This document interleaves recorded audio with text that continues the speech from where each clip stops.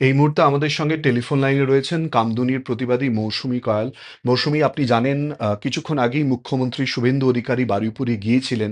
কামদুনি নিয়ে প্রশ্ন করা হলে তিনি বলেন যে কামদুনির বিষয়ে সরকারি আইনজীবী দিয়ে যাতে সুশাসন প্রতিষ্ঠিত হয় এবং বিচার পাওয়া যায় তার জন্য অবশ্যই করে সাহায্য করবেন। কি বলবেন আপনি? হ্যাঁ, আমি ফার্স্ট টাইম থেকেই যখন আমাদের মাননীয় শ্রী শুভেন্দু অধিকারী মহাশয় বিরোধী নেতা ছিলেন, তখন উনি আমাদের কামদুনি নিয়ে প্রতিবাদ করেছিলেন এবং কামদুনি থেকে কাকদ্বীপ একটা মিছিলও বার করেছিলেন তখন বিগত সরকারের আমলে।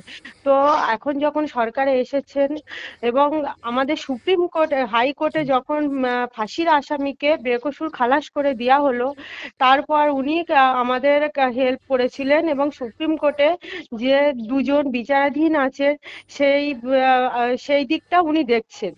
এবং এখন যখন উনি সরকারে এসেছেন, অবশ্যই আমি এই কথা মানে মাননীয় শ্রী শুভেন্দু অধিকারী মহাশয় বলেছেন যে উকিল দিয়ে আইন আইন মেনে বিচার হবে। তো আমরা আশা রাখবো, অবশ্যই এই সরকারের কাছে আমরা অনেক আশাবাদী যে বিগত সরকারের আমলে আমরা বিচার পাইনি, এই সরকার যেন আমাদের বিচার পাইয়ে দেয়। শুধু আমাদের কামদুনিবাসী বলে নয়, পশ্চিমবাংলার সমস্ত মা বোনেরা অনেক খুশি হবে যদি কামদুনির ধর্ষণকারীদের বিচার হয়।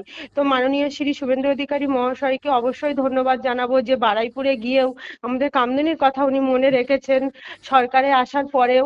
তো অবশ্যই আমি চাইবো একটা আরো ভালো উকিল দিয়ে, যাতে বিগত সরকারের আমলে সরকারি উকিলরা টাকার বিনিময়ে বিক্রি হয়ে গেছিল, তো এই সরকারের আমলে যেন সরকারি উকিলেরা টাকার বিনিময়ে বিক্রি না হয়ে যায়, তা আমরা যেন বিচার পাই, এটাই আশা রাখবো। এবং মাননীয় শ্রী শুভেন্দু অধিকারী মহাশয়কে আবারও ধন্যবাদ জানাই।